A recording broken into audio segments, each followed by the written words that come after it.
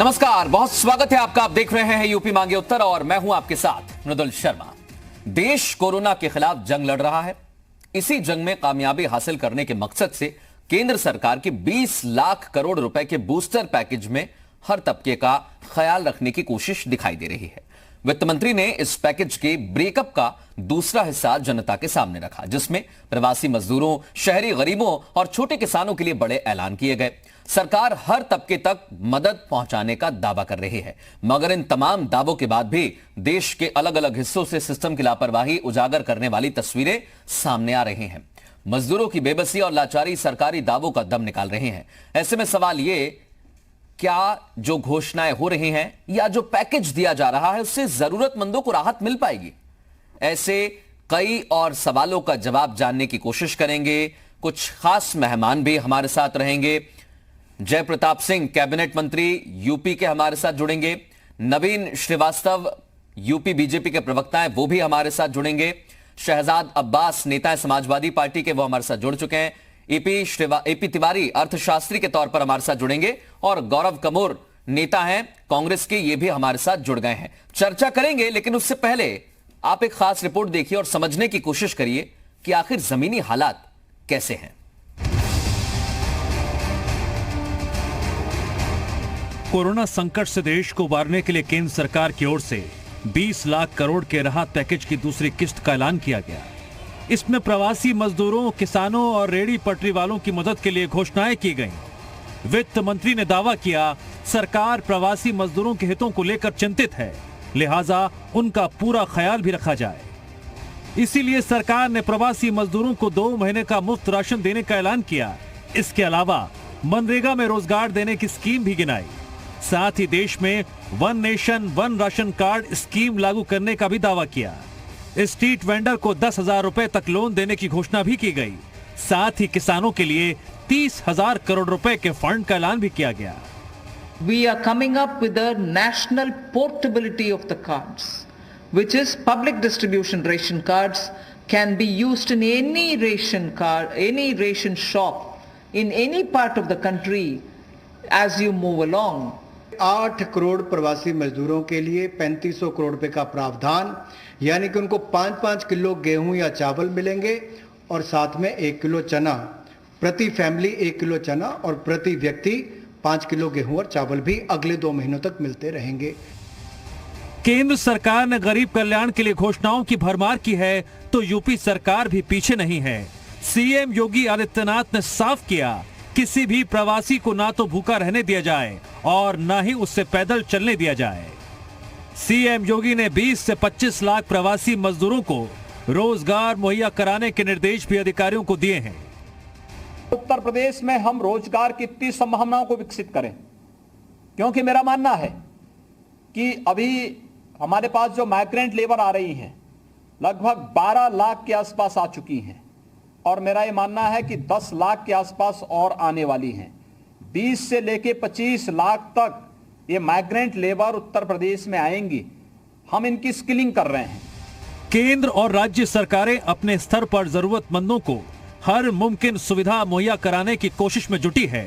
इसके बाद भी कई तस्वीरें बेहद हैरान और शर्मसार करने वाली आ रही हैं। मजदूरों की मजबूरी बयां करने वाली ऐसी एक तस्वीर आगरा से सामने आई।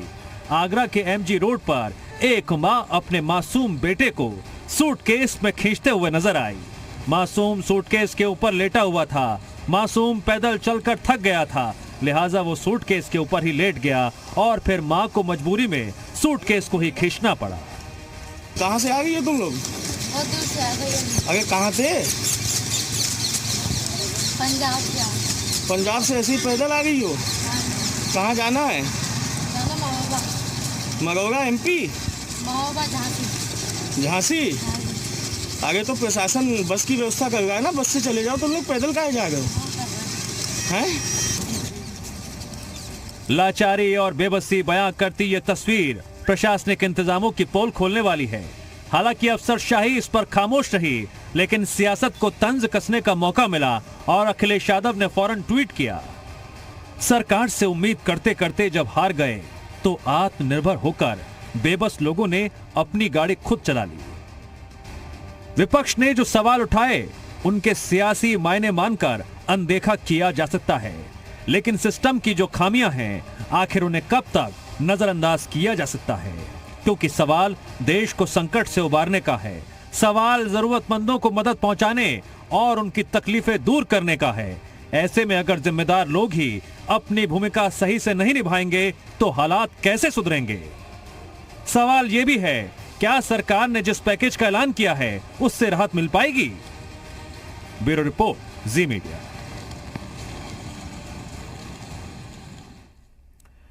ये रिपोर्ट आपने देखी, कुछ अहम सवाल इस पर खड़े होते हैं। मेहमानों का रुख करें उससे पहले सवालों पर एक नजर डाल लेते हैं, क्योंकि जो तस्वीर आज हमें दिखाई दे रही है, सबसे पहला सवाल यह कि आर्थिक पैकेज जो जारी किया गया है उससे कितनी राहत मिलेगी। सवाल यह भी खड़ा होता है कि सिस्टम की सुस्ती आखिर मजदूरों पर कब तक भारी पड़ती रहेगी। लापरवाही का सिलसिला जो हम लगातार देख रहे हैं, ये थमेगा कब और कैसे, और इसे थामेगा कौन? कुछ खास मेहमान हमारे साथ जुड़े हुए हैं, सीधा उनका रुख करेंगे। आप सभी मेहमानों का बहुत स्वागत है। और सबसे पहले मैं जय प्रताप सिंह हमारे साथ जुड़े हुए हैं, उत्तर प्रदेश के स्वास्थ्य मंत्री हैं। जय प्रताप जी, सबसे पहले मेरा सवाल आपसे ही है, क्योंकि लगातार तस्वीर हम बहुत सी देख रहे हैं, कोई एक तस्वीर नहीं है, लेकिन आज की जो तस्वीर सामने आई उसी के साथ एक और फैसला, और जो सरकार ने बताया है कि श्रमिकों को, किसानों को भी इसका फायदा मिलेगा। लेकिन सर, कब तक मिलेगा, सभी ये पूछना चाहते हैं।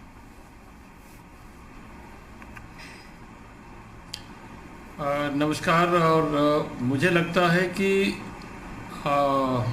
मैं उत्तर प्रदेश का स्वास्थ्य मंत्री हूँ, तो मुझे लगा ऐसे कि आप हमारे स्वास्थ्य से संबंधित कुछ प्रश्न मैं सर स्वास्थ्य से संबंधित ही पूछूंगा, लेकिन एक जिम्मेदार जनप्रतिनिधि होने के नाते पहले मैंने सोचा कि एक तस्वीर पर प्रतिक्रिया ले ली जाए।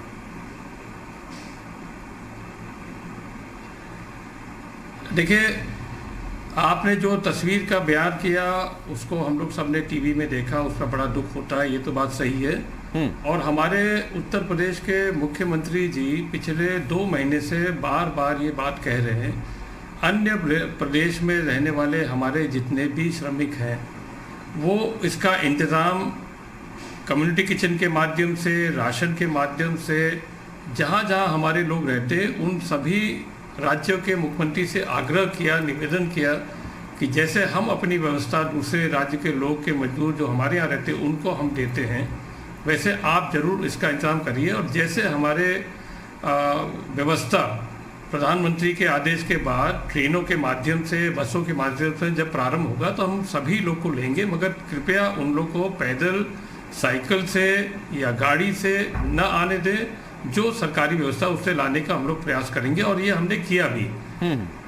कहीं कहीं ज़्यादा अगर हो जाता है कि जहाँ वो लोग नहीं बर्दाश्त कर पाते हैं, जीवन यापन उनका पूरी तरह से समाप्त हो जाता है, तो बहुत भारी संख्या में लोग प्रशासन की बात न मानते हुए उन प्रदेशों से, उन राज्यों से निकल के पैदल चलने लगे, या अपने साधन से या ट्रकों में पीछे बैठ के चोरी से निकलना शुरू कर दिए। तो ये दुखद बात है कि ये संख्या आ रही है। राज्यों ने एक दूसरे से पूरा संबंध बना के पूरा प्रयास किया, लोगों को बताया गया, मुख्यमंत्री जी लोग को बताया गया कि साहब इनका आप पूरा सूचीबद्ध करके अपने यहाँ जांच कराइए, उनकी पूरी रख रखाव करिए, उनको पूरा खाना पीना दीजिए, जब तक ये पूरी व्यवस्था होती नहीं। आपने स्वयं कहा इस बात को कि अभी हमारी 20 से 25 लाख की जनसंख्या इन सभी प्रदेशों में है, और हम चरणबद्ध तरीका से उनको लाने का प्रयास कर रहे हैं और ला भी रहे हैं। 396 ट्रेन हमारे यहाँ अभी तक आ चुके हैं। 3 लाख से ऊपर, 3.5 लाख से ऊपर की संख्या आ चुकी है। पहले भी हमारे यहाँ 3-3.5 लाख की संख्या आनंद विहार की तरफ से बसों में आई थी, और चोरी छुपे लेके भी अगर ट्रकों में देखा जाए तो उसमें भी करीब 1-1.5 लाख या 2 लाख तक लोग आ चुके हैं पिछले 1 महीने के अंदर। सबकी जांच करना, सबका क्वारंटीन में रखना, सबको खाना पिलाना, सबको राशन देना, ये सारी व्यवस्था उत्तर प्रदेश की सरकार हमारे माननीय मुख्यमंत्री जी के नेतृत्व में कर भी रही है। ठीक, एकाध ये जो इस तरह के जो दृश्य दिखते हैं ये दुखद है, समझाने का प्रयास करते हैं मगर ये आ जाते हैं। बिल्कुल जय प्रताप जी, और मेरे कुछ सवाल हैं अब जो कोविड-19 को लेकर स्वास्थ्य विभाग काम कर रहा है उसको लेकर हैं, क्योंकि मजदूरों से ही हम शुरू करें। मजदूरों की संख्या जो है वो आपने बताई सर, लगातार मजदूर अलग अलग प्रदेशों से हमारे यहां पहुंच रहे हैं। क्वारंटीन सेंटर की उनके व्यवस्था की गई है, लेकिन थर्मल स्क्रीनिंग के अलावा क्या हमारे पास उपाय हैं कि हम जो मजदूर बाहर के राज्यों से आए जहां पर कोरोना का प्रकोप ज्यादा है वो कहीं हमारे प्रदेश में स्थिति को ना बिगाड़ दें? उसके लिए किस तरह से तैयार है स्वास्थ्य विभाग? इसमें दो चीजें हैं। एक तो जो ट्रेनों के माध्यम से आते हैं, जो सूचीबद्ध अन्य प्रदेशों से हमको सूची मिलती है, हम जैसे वो आते हैं उनको क्वारंटीन शेल्टर्स में, उन जनपदों में, उन तहसीलों में जहाँ जहाँ हमारी व्यवस्था बनी हुई है वहाँ पर उनको हम रख लेते हैं और रखने के बाद उनका हम थर्मल स्क्रीनिंग करते हैं। ICMR के गाइडलाइन से और हमारे केंद्रीय स्वास्थ्य मंत्रालय के मार्गदर्शन से जो एसिम्प्टोमेटिक नहीं होते हैं, किसी प्रकार का सिम्टम नहीं होता है, उनको हम स्क्रीनिंग करके उनको होम क्वारंटीन में भेज देते हैं। हमारे जिला प्रशासन और तहसील के प्रशासन के माध्यम से उनको गांव पहुंचाया जाता है। अन्य लोग जो जिनके में थोड़ा बहुत लक्षण भी आता है तो उनको हम क्वारंटीन शेल्टर में शिफ्ट करते हैं। वहां 1 हफ्ते के बाद उनका हम सैंपलिंग करते हैं।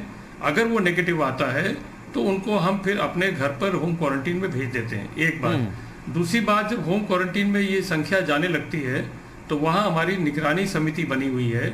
वहाँ के जनप्रतिनिधि जो प्रधान होते हैं, गांव का चौकीदार होता है, वहाँ स्वच्छागृह होते हैं, युवक मंगल दल के लोग होते हैं, तमाम इसके स्वयं सेवक सहायता समूह भी होती हैं। इन सभी लोग को लेके एक निगरानी समिति होती है और हमारे खुद के फील्ड के जो वर्कर हैं, आशा वर्कर, ANM, ये सब मिला के डॉक्टर के साथ लगातार उन सभी होम क्वारंटीन वाले जो संख्या उनकी डे टू डे उनका निरीक्षण करना, उनके पूरे परिवारों का निरीक्षण करना और उस पूरे डिटेल को अपलोड करके हमारे ठीक सर इस पर जाता है, हमारे NHM के पोर्टल पर जाता है, जहां हमको डे टू डे मालूम पड़ता है। बिल्कुल जयप्रताप जी, हमारे पास कुछ आंकड़े भी आए। हमने बताया कि 1 लाख से ऊपर के टेस्ट अभी तक उत्तर प्रदेश में किए गए हैं और मरीजों की जो संख्या है, एक्टिव केसेस जो हैं वो इतने ज्यादा नहीं है। इसके इतर हम तस्वीर देखें तो ठीक होने की संख्या ज्यादा है। लेकिन मेरा एक सवाल है सर, क्योंकि स्वास्थ्य मंत्री हैं आप, डॉक्टर्स के सामने भी कुछ परेशानी आ रही है। कुछ रिपोर्ट्स हमारे पास पहुंची, उसमें PPE किट्स को लेकर थोड़े सवाल पूछे गए हैं। मैं यही जानना चाहता हूं कि अभी क्या हम उत्तर प्रदेश में PPE किट्स पर्याप्त मात्रा में पहुंच रही है और आगे इसके लिए किस तरह की व्यवस्था है? क्या PPE किट्स के लिए कहीं संपर्क किया है दूसरे राज्यों से भी, अपने राज्य में भी इसे बनाया जा रहा है? क्या अपडेट्स है सर इसके लिए? इस समय हमारे पास PPE kits, N95 mask, sanitiser और ट्रिपल लेयर मास्क जो हमारे अस्पतालों पर जाना चाहिए, पर्याप्त मात्रा में वो है। वो लगभग 1.5 महीना पहले जब ये शुरू हुआ था या 2 महीना पहले, तब थोड़ी सी कमी आई थी, क्योंकि आप भी जानते हैं कि पूरे देश में उस समय कोई PPE किट्स नहीं बनाता था। बिल्कुल। आज तो 2 लाख से ऊपर PPE किट्स पूरे देश में बन रहा है प्रतिदिन। और हमारे उत्तर प्रदेश में 32 ऐसे MSME हैं जिन्होंने बनाना शुरू कर दिया है और लगभग वो भी अच्छी संख्या में बना रहे हैं। जो मानक ICMR ने निर्धारित किया, उस मानक के अनुसार और उस रेट के अनुसार हम पूरे मात्रा में लगातार खरीद रहे हैं। किसी अस्पताल पर, हमारे सरकारी अस्पताल पर कहीं भी कोई कमी नहीं है, मेडिकल कॉलेज में कोई कमी नहीं है, पूरी तरह से हम उसको कंप्लीट किए। ठीक सर, मैं आगे डिबेट पे भी जाऊं। एक छोटा सवाल, एक आखिरी PPE किट्स पर मेरा सवाल है, क्योंकि ऐसी खबरें भी सर सामने आई है कि जो MSME यूनिट्स हैं जो अभी बना रही हैं PPE किट्स, वो रॉ मटेरियल लेती हैं और फिर स्वास्थ्य विभाग को जितनी ज़रूरत होती है उतनी PPE किट्स पहुंचाई जाती है। लेकिन सर थोड़े से पेमेंट्स की भी दिक्कतों की खबर हमारे पास पहुंची है। हालांकि नाम का खुलासा नहीं किया गया, लेकिन ऐसी रिपोर्ट्स आई हैं। तो क्या आप हमें ठीक जानकारी दे सकते हैं इसकी? पेमेंट का हो सकता है कहीं कमी होगा, मगर पहली चीज़ मैं बता सकता हूं कि जो पहला लॉट हमको जो मिला था वो सरकारी गवर्नमेंट ऑफ इंडिया का जो उपक्रम है HLL, बेंगलोर में या कहीं दक्षिण में है, बिल्कुल 5 लाख का PPE किट हमको वहाँ से मिला है। माने मिलने का जो हमको ऑर्डर मिला है वो हमको केंद्र सरकार के द्वारा मिला जा रहा है। उसमें पेमेंट केंद्र सरकार स्वयं कर रही है, तो वो सप्लाई तो बराबर आ रहा है। उसके बीच में और भी हमारे जो लोकल सप्लायर या देश के अंदर अन्य लोग जो सप्लाई कर रहे हैं, कहीं कहीं वो क्या जितना उनने, मान लीजिए हमने 1 लाख का ऑर्डर प्लेस किया तो उनने मुश्किल से 5,000 दिया, तो हो सकता है इसमें कहीं उन लोग की पेमेंट फंसा होगा। मगर हम रेगुलर, हमारे पास स्टॉक है और हर जनपद में हम स्टॉक का लगातार डेली हम। बिल्कुल, ये बहुत जरूरी है, क्योंकि जयप्रताप सिंह जी, आपकी जो जानकारी है वो जनता तक सीधे पहुंचे, इसलिए हमने आपसे सवाल किया। आप मेरे साथ बने रहिए। कुछ खास मेहमान हमारे साथ जुड़े हुए हैं जो किसानों को लेकर, मजदूरों को लेकर आर्थिक पैकेज पर भी आगे की चर्चा करेंगे। समाजवादी पार्टी के नेता अब्बास साहब हैं, उनके पास ही सबसे पहले मैं जा रहा हूं, क्योंकि अब्बास साहब, हमारी चर्चा लगातार हो रही है इस मसले पर, मजदूरों की जो व्यथा है वो भी हम लगातार बता रहे हैं। अब एक सवाल बहुत महत्वपूर्ण है, ये कहा गया किसानों श्रमिकों के लिए कुछ नहीं दिया, सरकार आ जाती है बोलती है हमने किसानों को भी बहुत कुछ दिया है, श्रमिकों को भी दिया है, और 2 महीने तक उनको कहीं से भी वो राशन ले सकते हैं अगर कहीं फंसे हुए हैं। मदद पहुंचाने की जो स्थिति है वो क्या आपको लगता है तेज हो गई है?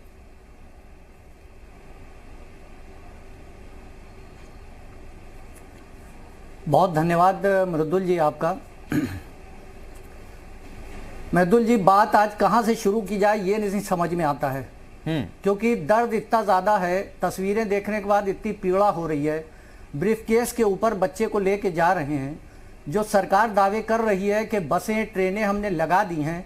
अगर लगा दी हैं तो ये मजदूर श्रमिकों को विश्वास क्यों नहीं हो रहा है? और अगर विश्वास हो भी रहा है, भारतीय जनता पार्टी बकौल कहती है कि विश्वास है जनता को, तो वो फिर क्यों नहीं ट्रेनों में सफर कर रही है और बसों में नहीं कर रही है? अब रही बात जो इन्होंने पैकेज दिया है 20,000 करोड़ रुपए का, तो 20 लाख करोड़ का, तो पहले तो मैं ये कहूंगा 15 लाख रुपए के जुमलेबाजी की गई, अब की जा रही है 20 लाख करोड़ रुपए की।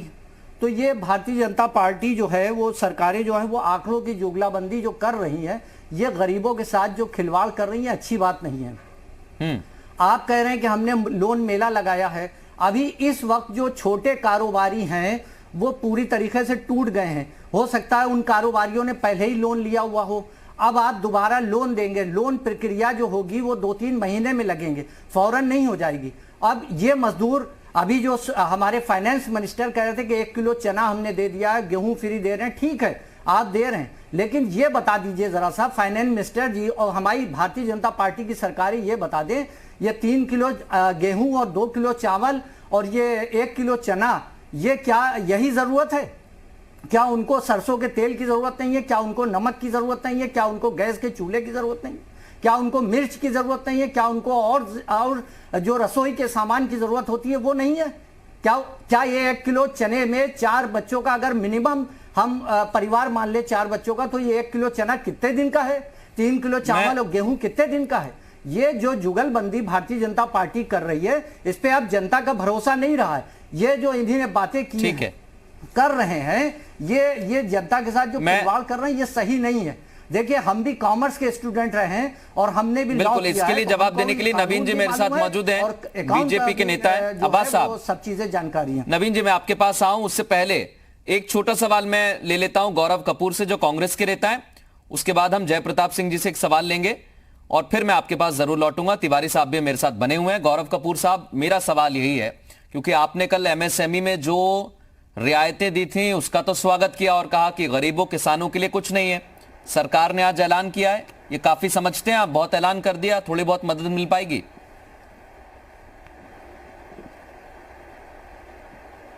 नमस्कार मृदुल जी, धन्यवाद मुझे जी पे बुलाने के लिए। पर बात ये देखिए, ये सरकार अभी 10 दिन या 8 दिन पहले 1 लाख करोड़ रुपए का इन्होंने इंफ्रास्ट्रक्चर के लिए भी अनाउंसमेंट किया था। तो अनाउंसमेंट तो ये सरकार बहुत सारी करती है, और पर जब उतारना होता है ज़मीन पर तो एकदम विफल दिखती है। आज तक दिखती ही आ रही है। 6 साल हो गया है नरेंद्र मोदी जी की सरकार को, और 4 साल हो गया है, 3.5 साल हो गया है योगी जी की सरकार को।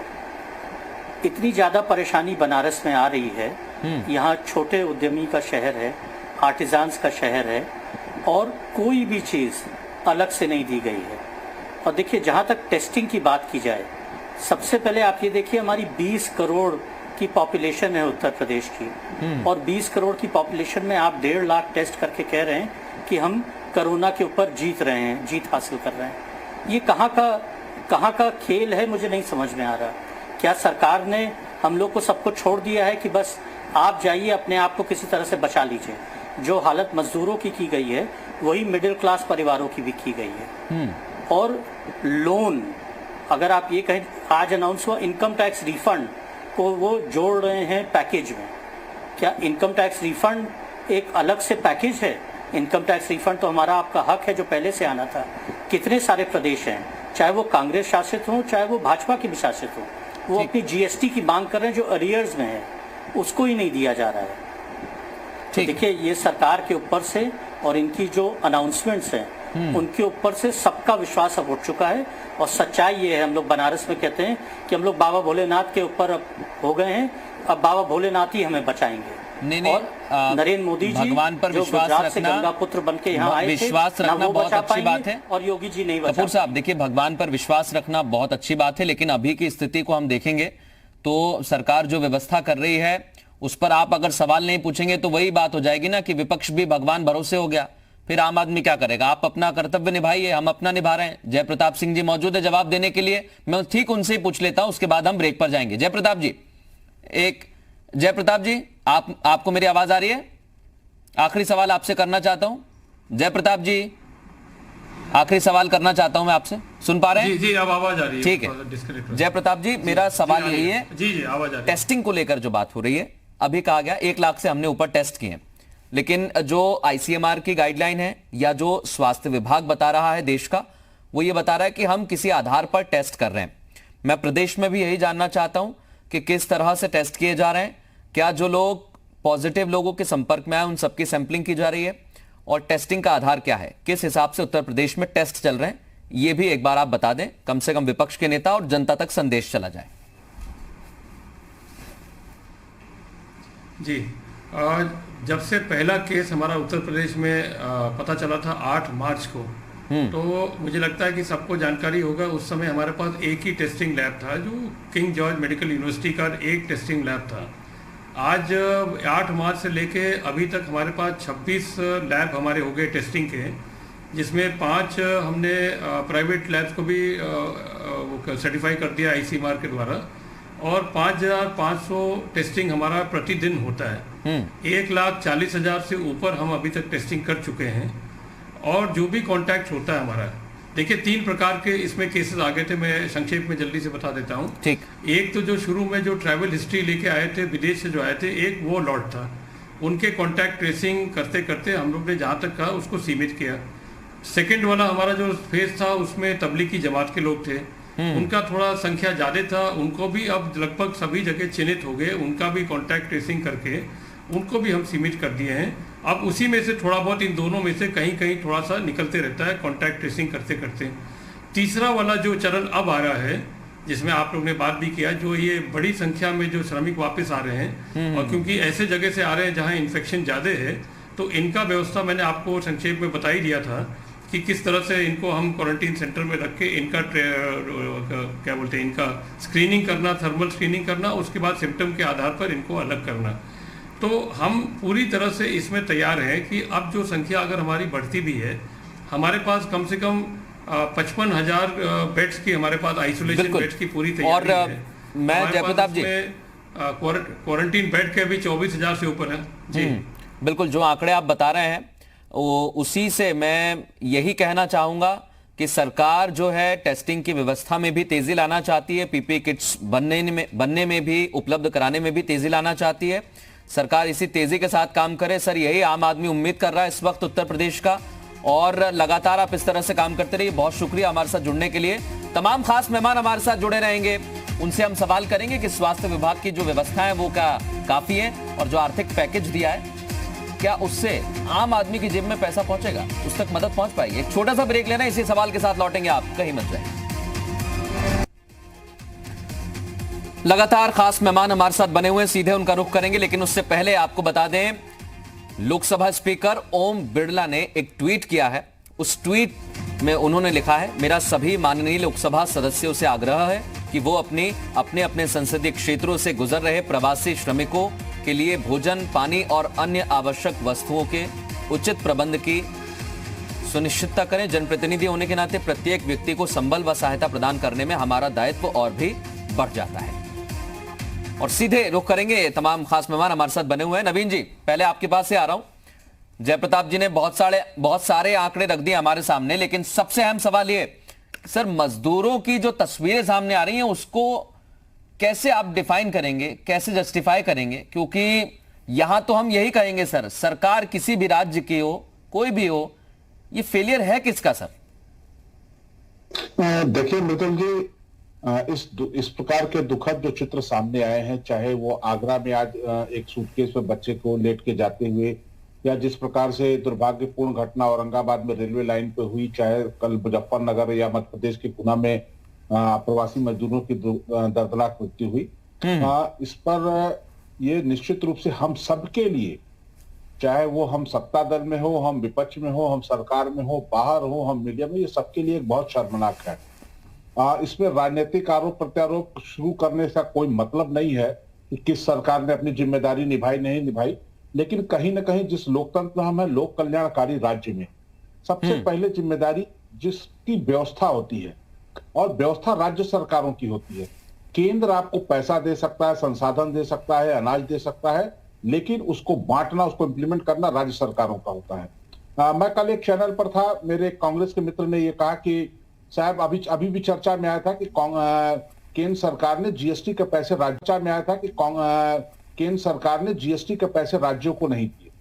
मैं आपकी बात मान सकता हूं कि नई व्यवस्था होगी, नहीं दे पाए, लेकिन उत्तर प्रदेश ऐसा राज्य जो आर्थिक रूप से बहुत संपन्न नहीं है, यहाँ योगी आदित्यनाथ जी के नेतृत्व की सरकार लगातार तो लोगों के लिए कर सकती है। मैं एक उदाहरण देना चाहता हूँ। 30 लाख से रेहड़ी ठेले खोमचे वाले लोगों के खातों में पैसा देने का हमारी सरकार ने काम किया। मैं वही जानना चाहता हूँ नवीन जी। देखिए, मैं वही तो कह रहा हूँ आपसे, उत्तर प्रदेश सरकार ने पैसा दिया, हम मान लेते हैं, लेकिन सर देखिए पलायन की जो संख्या है वो हर प्रदेश से आ रही है सर। मैं वही तो बताना चाहता हूँ सर। मेरा जवाब को पूरा हो जाने दीजिए जरा, आप कंप्लीट करें फिर मैं सवाल कर लेता हूँ। जी, मेरे समाजवादी पार्टी के मित्र ने कुछ प्रश्न उठाए कि 3 किलो गेहूं, 2 किलो चना।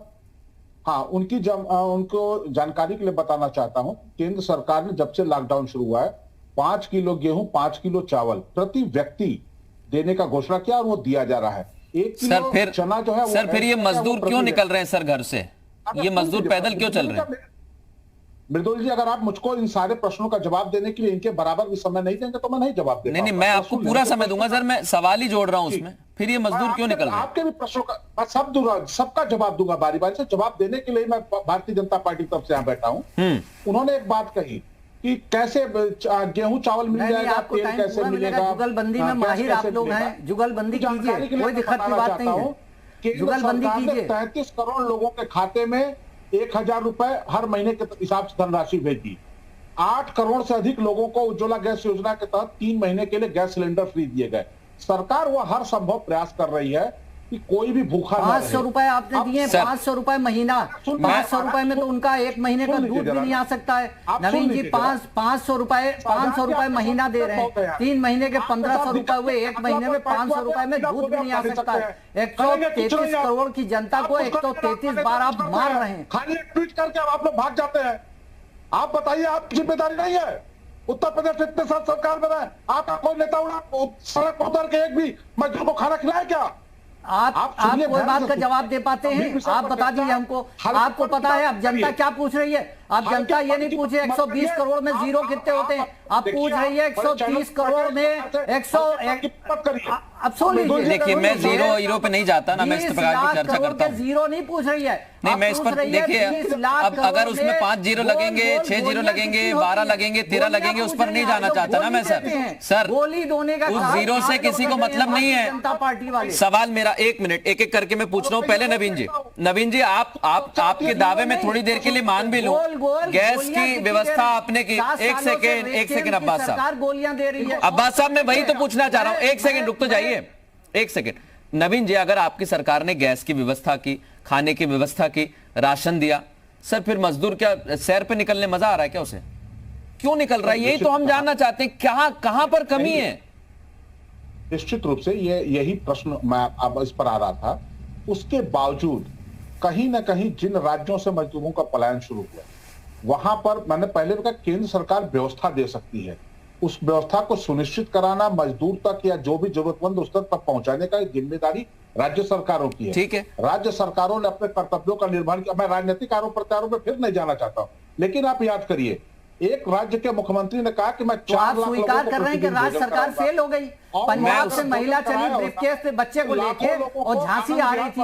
उत्तर प्रदेश की सीमा में आप फेल हो गए। आपने उत्तर प्रदेश की सीमा में भी उसको बस की व्यवस्था नहीं की। बस की व्यवस्था कर देते, झांसी तक पहुंच जाते। निर्वहन करते केंद्र सरकार से मिलने वाली मदद को अगर जरूरतमंद तक मैं कपूर साहब अगर कर दी होती एक सेकंड देखिए, यही तो है। और अगर नवीन जी भी कह रहे हैं कि हम राजनीति नहीं करना चाहते, हर पार्टी का नेता कहता है कि हम राजनीति नहीं करना चाहते, तो आप जो है मैं यही तो कह रहा हूं। अगर आप एक मिनट अब्बास साहब, अगर राज्य सरकारों की व्यवस्था सुनिश्चित कर दी गई है, आप जो है सहायता देने की जगह सर आप जो है वो अब थोड़ा सा लोकतंत्र और प्रजातंत्र को भी जान लीजिए। पर आप मेला लगा के आप लोन दे रहे हैं, सर लोन दे रहे हैं। एक मिनट सुन लीजिए मेरी बात। देखिए, अगर इस चीज का, इस पेंडेमिक में, इस महामारी में किसी चीज का ऑडिट नहीं होता है सर, अगर राज्य सरकारें व्यवस्था नहीं कर रही हैं तो क्या हम ये मानकर चलें, कोई भी सरकार हो, किसी भी प्रदेश की हो, अगर उनसे व्यवस्था नहीं हो रही तो ये मान ले क्या हम सर अधिकारी काम करने को तैयार नहीं है या अधिकारी समझ नहीं रहे हैं? कपूर साहब कर लिया कि राज्य सरकार की एक मिनट बहुत अच्छी बात की, मैं आपकी बात का स्वागत करता हूँ। अब्बास साहब और नवीन जी, बहुत अच्छी बात है सर। मैं एपी तिवारी साहब से कमेंट ले लेता हूँ, बहुत देर से बैठे हुए हैं, वो भी बैठे हुए हैं, फिर उसके बाद मैं कपूर साहब के पास जाऊंगा। एक सेकंड सर, बोल रहा है जो मन में है वो बोल दो। नहीं, जिसके मन में जो आ रहा है वो तो बोलेगा ही, लेकिन काम की बात ही सुनते हैं हम और चाहते हैं कि काम की बात ही जनता भी सुने। तिवारी साहब मैं आ रहा हूं, नवीन जी आ रहा हूं मैं। तिवारी साहब मैं आपके पास आ रहा हूं। आज जो कहा गया है कि रेहड़ी वाले मजदूर जो लगातार छोटे छोटे काम करते हैं, किसान, उन तक पैसा पहुंचेगा, उनके भी लोन की व्यवस्था की है। लेकिन सर सवाल तो ये है ना कि आदमी की जेब में पैसा कैसे आएगा? फिर आप लोन देंगे, फिर थोड़े दिन बाद किसान कहेगा कि हमारे पास लोन भरने के लिए पैसे नहीं है, कोई आपदा आ सकती है, कुछ भी हो सकता है भविष्य में, फिर आप कहेंगे कि हम लोन माफ करेंगे, फिर एक वो मुद्दा हो जाएगा। तो क्या किया जाए सर, ये पैसे कैसे पहुंचेगा?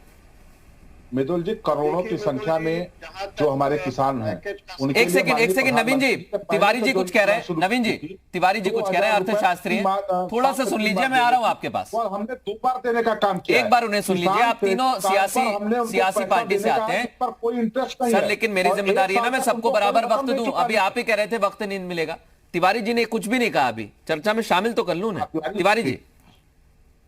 मृदुल जी, जहां तक पैकेज का सवाल है, ये एक स्टिमुलस के तौर पे अर्थव्यवस्था को दिया जा रहा है, उसकी घोषणा की जा रही है। एक बात बहुत साफ कर दूं, क्योंकि कल से बल्कि खास तौर पे आज भी उस चर्चा में बात उभर रही है। ये स्टिमुलस या पैकेज 2 तरह का है। एक मौद्रिक होता है जिसको भारतीय रिजर्व बैंक के थ्रू अर्थव्यवस्था में झोंका जाता है, दिया जाता है। 7.8 लाख करोड़ रुपए के बराबर अभी तक भारतीय रिजर्व बैंक ने जो घोषणाएं की है, मौद्रिक घोषणाएं, उससे कोरोना के बाद के कालखंड में उससे लिक्विडिटी जा रही है अर्थव्यवस्था में, अर्थात पूंजी जा रही है, लोगों के हाथ में पैसा जा रहा है, ये कह सकते हैं। दूसरा जो चैनल होता है वो फिस्कल चैनल होता है, जिसको हम राजकोषीय चैनल कह सकते हैं, जो बजट के थ्रू होता है, जिसकी घोषणा कल वित्त मंत्री ने की, आज वित्त मंत्री ने की। इसलिए समाकलित तौर पे कुल मिला के देखना पड़ेगा कि 7.8 लाख करोड़ रुपए और कल जो घोषणा हुई थी बजट के माध्यम से कह सकते हैं वित्त मंत्री द्वारा राजकोषीय प्रेरणा के तौर पे, वो 6 लाख करोड़ रुपए आज जो घोषणा हुई है, जो अतिरिक्त किसान को जा रहा है, वो पैसा देखना पड़ेगा। 2 लाख करोड़ रुपए है। तिवारी जी, इसके जी मेरा एक सवाल है सर, आपने लिक्विडिटी का जिक्र किया, आरबीआई की तरफ से पैसा जा रहा है, आरबीआई ने रेपो रेट में या रिवर्स रेपो रेट में कमी की ताकि बैंक लोन ले सके और फिर जो आरबीआई को वापस पैसा लौटाते हैं वो भी कमी करें और इसको कई और जगह यानी खपाने की कोशिश करें, तो उसके लिए लोन लिया जा सकता है। लेकिन मेरा सवाल है ना सर, एमएसएमई यूनिट में पैसा जाएगा, उनके पास श्रमिक नहीं है, श्रमिकों के पास कैसे पैसा पहुंचेगा? देखिए मृदुल जी, बहुत समझना पड़ेगा इस बात को कि ये जो संक्रमण काल है, जैसे जुलाई तक मुफ्त राशन की व्यवस्था क्यों सरकार ने घोषित की, क्यों उसके लिए बजटीय प्रावधान किया, क्यों उसके लिए फिस्कल प्रोविजन किए गए हैं कि राज्य सरकारें इसको लागू करें। एक पूरे तौर पे अगर देखा जाए इसको, तो अभी तो संक्रमण है ना, जब तक औद्योगिक क्रियाएं आरंभ नहीं होती, जब तक कोरोना का जो तात्कालिक इम्पैक्ट है वो लुप्त नहीं होता, वो समाप्त नहीं होता, तब तक तो समस्याएं बनी रहेंगी। लेकिन कुल मिलाकर अगर देखा जाए तो आम आदमी के हाथ में पैसा जा रहा है। जहां तक खाद्य सुरक्षा की बात है, मेरा एक सवाल है इसमें, अगर उसको मुफ्त तिवारी जी खाने पीने की देखिए व्यवस्था ना ऐसी परंपरा रही है, आप बेहतर तरीके से जानते हैं, अर्थशास्त्री रहे हैं, लेकिन कहा जा रहा है मैं कपूर साहब आपके पास आ रहा हूं क्योंकि तिवारी जी ने कहा है कि जनता के पास पैसा जा रहा है और आपकी पार्टी की तरफ से कहा गया है कि जनता को सीधे खातों में पैसा देना चाहिए डीबीटी के माध्यम से ताकि उनको सीधा फायदा मिले।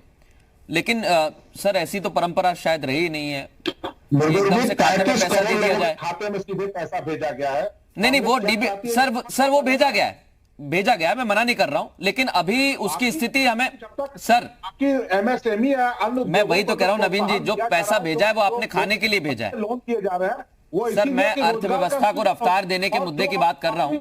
1000 रुपए में आदमी खाना भी खाता है, लेकिन और नवीन जी आप समझिए तो सही, नवीन जी पैसा दिए गए, मैं वही तो कह रहा हूं, मैं हर सेक्टर की बात कर रहा हूं सर, मैं हर मसले पर सवाल कर रहा हूं। आप एक एक बात सुनिए मेरी। मैं कपूर साहब से वही पूछ रहा हूं, वो बोल रहे हैं कि डायरेक्ट खातों में दिया जाए, तो क्या ऐसा संभव है कपूर साहब? ऐसा तो नहीं हुआ है आज तक।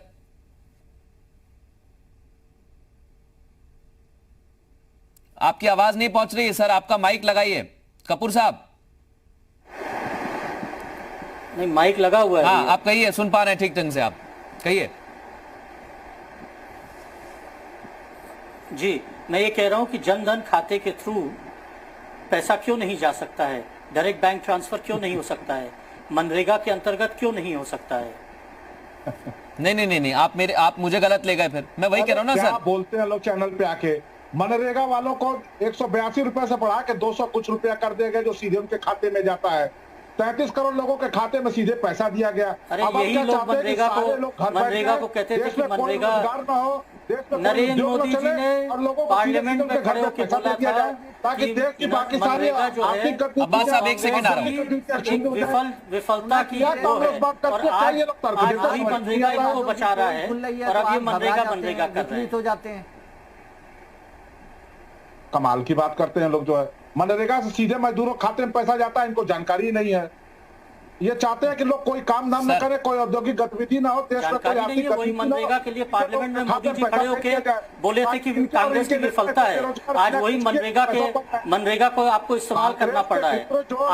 आइए जो असली मुद्दा है, मुद्दा ये है कि उनके संसदीय प्रधानमंत्री का ये संसदीय क्षेत्र है बनारस। साहब आपके पार्टी के लोगों की समस्या बनारस जो है वो प्रधानमंत्री नवीन जी एक सेकंड क्षेत्र है और यहाँ पर लकड़ी के खिलौने वाले नवीन जी देखिए बहुत गुलाबी मीनाकारी काम करने वाले, यहाँ पर नवीन श्रीवास्तव जी सुन यहाँ पर कालीन उद्योग वाले, यहाँ पर जितने हाथ से काम करने वाले, हथकरघा वाले, साड़ी पे काम करने वाले, वो सब क्या आपको लगता है कि आपके 500 रुपए देने से या 800 रुपए उज्ज्वला योजना के देने से उनका घर क्या चलेगा? कर रहे कपूर साहब, जो एमएसएमई में पैसे दिए हैं, जो सेक्टर्स में पैसे दिए आप उसका स्वागत करते हैं, तो क्या हम ये मानकर चले कि उन तक एमएसएमई के माध्यम से बहुत पैसा पहुंचेगा? ने कहा था कि हम साल में 72,000 रुपया देंगे, जहां आपकी सरकार है वहीं कम से कम। नवीन जी अब ऐसा लग रहा है कि आप चर्चा को गलत तरीके से देख रहे हैं सर।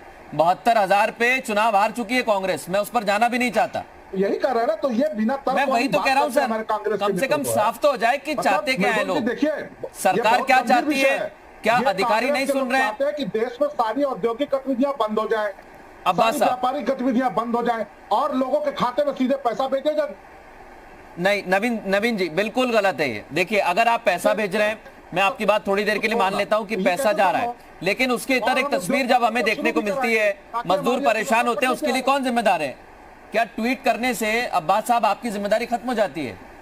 आपकी पार्टी को भी सर सुझाव लेकर आना पड़ेगा। भारतीय जनता पार्टी और उनकी सरकार की गलती है, नरेंद्र मोदी जी की गलती है। नहीं तो उनको पहले राहुल गांधी जी की बात सुननी चाहिए थी। कम से कम 4 हफ्ते बाद सुन के कम से कम आर्थिक पैकेज देना शुरू किया है, वो भी इतना कम दे रहे हैं, ठीक तरह से नहीं कर रहे हैं और किसी के जेब में नहीं जा रहा है। 800 रुपए से किसी का घर नहीं चलने वाला है।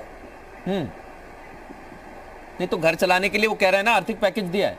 मृदुल जी देखिए एक चीज आपको बताऊं कि भारतीय जनता पार्टी चाहे केंद्र की सरकार रही हो या राज्यों की सरकार हो, ये कभी कानून बदल देते हैं। उस कानून जो कोई कानून है अगर जो लागू है उसको लागू नहीं कर पाते हैं, बदल देते हैं। अब आप देखिए कि इन्होंने एक नारा दिया था कि हम 2022 तक गरीबों को मकान देंगे। अब मकान की जगह पे आप देखिए इस वक्त भूखे प्यासे मजदूर कामगार जो श्रमिक हैं वो सड़कों के ऊपर निकले हैं, वो उनको ये भूखे प्यासे लोगों को 2 रोटी नहीं दे पा रहे हैं, तो ये 2022 तक मकान क्या देंगे, है ना। अब हम अगर आवाज उठाते हैं तो नवीन जी जैसे लोग जो हैं वो विचलित हो जाते हैं और वो एकदम घबरा के और एकदम अपनी जो है आपा खो देते हैं, सुनते नहीं है कि विपक्ष क्या कह रहा है। विपक्ष को इतना गुरूर और अहंकार में डूबे हुए हैं कि विपक्ष की बात सुनना भी पसंद नहीं करते हैं। नहीं सर, ये कह रहे हैं कि हमने ट्रेनें चलाई, हमने बसें चलाई। हम तो आपसे आपकी बात को स्वीकार कर रहे हैं, आपकी बात को स्वीकार कर रहे हैं, लेकिन आप ये बता दिए कि अगर ट्रेनें चल रही हैं वो चल रहे तो ये मजदूरों के एक्सीडेंट क्यों हो रहे हैं? 16 मजदूर उस दिन मर गए, कल एक्सीडेंट हो गया उसमें मर गए। अब आप देखिए ट्रॉली के ऊपर यही तो कह रहा हूँ आपसे, तो कहाँ गई वो बसें? अपनी सहूलियत के हिसाब से किसी भी राज्य की सरकार को उसके लिए दोषी ठहरा सकते हैं। आप कहेंगे केंद्र की जिम्मेदारी है तो केंद्र दोषी है, महाराष्ट्र से मजदूर चले तो महाराष्ट्र की सरकार दोषी है, फिर मध्य प्रदेश में दाखिल तो मध्य प्रदेश की सरकार दोषी है। कि जो महिलाओं को 500 रुपए दे रहे हैं, क्या इन 500 रुपए में उनका घर चल जाएगा? क्या उनके 500 रुपए में उनका घर चल जाएगा? हमारे सामने तिवारी जी मौजूद हैं, क्या तिवारी जी बता दें आपदा के समय में क्या लोन देना, क्या लोन को आम आदमी कारोबारी बर्दाश्त कर पाएगा? को भी आप समझ लेते हैं, गरीब आदमी अगर हमें देख रहा हो, सरकार कह रही है कि हम खाने को पैसा दे रहे हैं, सरकार कह रही है हम डायरेक्ट ट्रांसफर कर रहे हैं उनके अकाउंट में पैसे जनधन के माध्यम से जो उन तक पहुंच रहे हैं। अब आप ये बताइए कि अभी मजदूरों की सबसे पहली प्राथमिकता क्या होगी सर? अभी तो भोजन ही है ना सर, पहली प्राथमिकता तो ये कि कुछ खाने को मिल जाए ताकि वो एक जगह से दूसरी जगह ना जाए। देखिए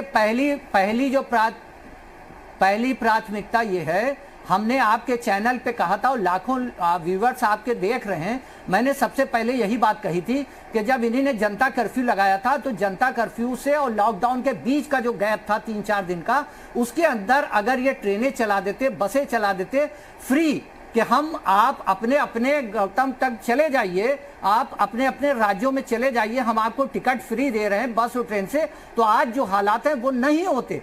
अब लोगों की नौकरी चली गई है, पैसा उनके पास है नहीं, तो उनको कैश चाहिए। मैं यहाँ पर रोकना चाहूंगा, यही तो कह रहे हैं कि आप कैश ट्रांसफर कीजिए। अगर आप उनको 5,000-10,000 रुपए दे दिए तो वो अपना राशन खरीद ले, वो अपना दूध खरीद ले, बच्चों के लिए कुछ खाने के लिए खरीद ले। मैं आपकी बात सुन रहा हूँ, आप कह रहे हैं कि पहले से बस चला देनी चाहिए थी, लेकिन सर हमने देखा है कई सारे स्टेशंस पर मजदूरों की भीड़, कई सारे राज्यों की बॉर्डर पर मजदूर पहले ही पहुंच गए थे, वहां पर कोई व्यवस्था नहीं थी।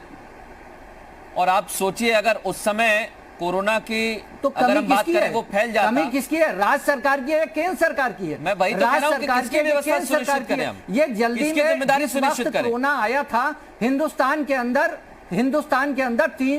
348 पेशेंट थे कोरोना के, 348 जब आपने लॉकडाउन किया है, और 40 और 45 दिन के बाद जब आपके 65,000 कोरोना के मरीज हो गए तो आपने शराब को खोल दिया। शराब इसलिए खोल दी कि शराबी परेशान थे, तो आपने मजदूरों के लिए खाने पीने की व्यवस्था तो ये तर्क जो है ना, आपने शराबियों के लिए शराब ज्यादा जरूरी समझी। आपकी सरकार में भी आपने आबकारी विभाग में कितने पैसे कमाए सबको पता है, जो है वो कितना राजस्व मिला ये सबको पता है सर। किसान आपकी सरकार भी थी तब भी हम राजस्व से पैसे लाते थे ना सर, राजस्व लेते थे कि नहीं लेते थे आप शराब का, कि उसका अलग कर देते थे? समाजवादी पार्टी और समाजवादी नवीन जी ने नारा दिया था सबका साथ सबका विश्वास, उस विश्वास को साथ इन्होंने विश्वासघात कर दिया है। ये साबित करना चाहते हैं कि लॉकडाउन की पीरियड में कुछ नहीं हुआ देश में। लॉकडाउन में 500 से बढ़कर 60,000 लोग नहीं, वो कह रहे हैं सर, वो कह रहे हैं कि आपने तेजी के साथ नहीं किया, आप बहुत स्लो चले। नवीन जी वो कह रहे हैं कि आपने तेजी के साथ नहीं किया, आप बहुत स्लो चले। नवीन जी वो कह रहे हैं कि आपने तेजी के साथ नहीं किया, आपने स्लो किया, लेट डिसीजन लिए, वो ये कहना चाह रहे हैं। 348 पेशेंट थे। व्यस्त ट्रम्प जी को और गलती स्वीकार करने में कोई हर्ज नहीं है, बड़ा हो जाता है आदमी गलती स्वीकार करने में। नहीं वो देखिए वो एक अलग मैटर है कपूर साहब। नवीन जी चैलेंज करता हूं कि एक उदाहरण बता दें कि एक भी कार्यकर्ता सर मैं थोड़ा सुन नहीं पा रहा हूं आपको ठीक ढंग से।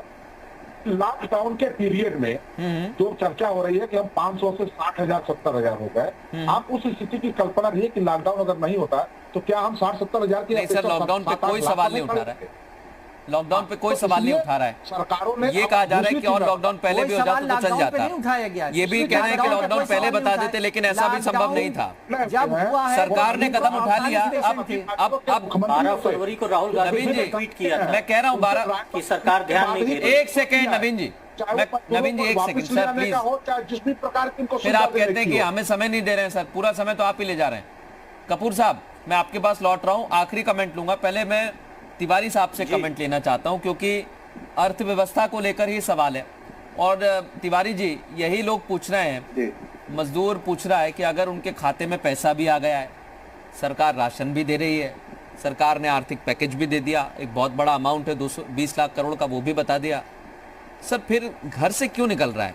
सवाल हम यही पूछ रहे हैं सर, व्यवस्था जो है जब इतनी सारी की जा रही है तो पहुंच क्यों नहीं रही है? विश्वास क्यों नहीं हो रहा है? नहीं पहुंच रही तो फिर अधिकारी जिम्मेदार है, ब्यूरोक्रेसी जिम्मेदार है। मृदुल जी, ये एक अनुसंधान का विषय होगा आगे चलकर कि ये जो बड़े पैमाने पर पलायन हुआ है प्रवासी मजदूरों का, इसका एक मनोविज्ञान भी है कि वो अपने मूल की तरफ, मैं एक दार्शनिक पक्ष रख रहा हूं एक तरह से, कि वो अपने मूल की तरफ पलायित हो रहे हैं।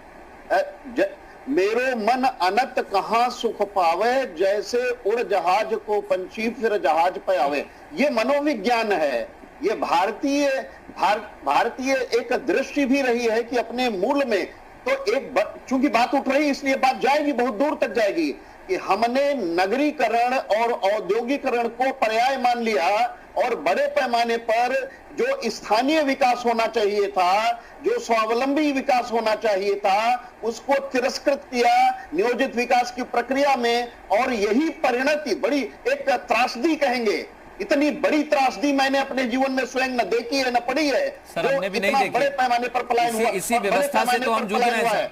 लेकिन मृदुल जी, हाँ। सरकार की भी राजकोषीय सीमाएं हैं। सरकार 50% के ऊपर सरकार की बोरोइंग्स बढ़ गई हैं चालू साल में। तो कहां से सरकार पैसा लाएगी इतना? यही तो हम सवाल पूछ रहे हैं सर, पैसा लाएगी कहां से, और पैसा अगर ले भी आती है तो पहुंचेगा कैसे? एक कपूर साहब 20 सेकंड का कमेंट रख दीजिए आपका। मृदुल जी, इसीलिए सरकार की कोशिश यह है कि उत्पादनशील क्रियाओं की सरकार के पास ऑयल जिससे तेल की कीमतों की जो फायदा मिल रहा था, मैं तिवारी जी और कपूर साहब है और उन्होंने रख रखा है। अब किस लिए नरेंद्र मोदी जी ने रखा हुआ है और उसको नहीं डायरेक्ट ट्रांसफर कर रहे हैं बैंकों में पाऊंगा लोगों के, क्योंकि टाइम बहुत कम है मेरे पास और ब्रेक लेना भी जरूरी है सर। डिमांड नहीं क्रिएट, हमारे पास वक्त इतना ही है। बहुत शुक्रिया आप चारों मेहमानों का अपना अपना पक्ष रखने के लिए। और स्थितियां सभी हम देख रहे हैं किस तरह की हैं पूरे देश में। इस स्थिति को सुधारने के लिए हम भी लगे हुए हैं और कोशिश यही है सरकारें जो काम कर रही हैं वो भी जमीन तक पहुंचे, ताकि जो मजदूरों की तस्वीर हमें देखने को मिल रही है वो हम ना देखें और चीजें धीरे धीरे ठीक हो जाएं। कम से कम इतनी सरकार और अधिकारी व्यवस्था करें। एक छोटा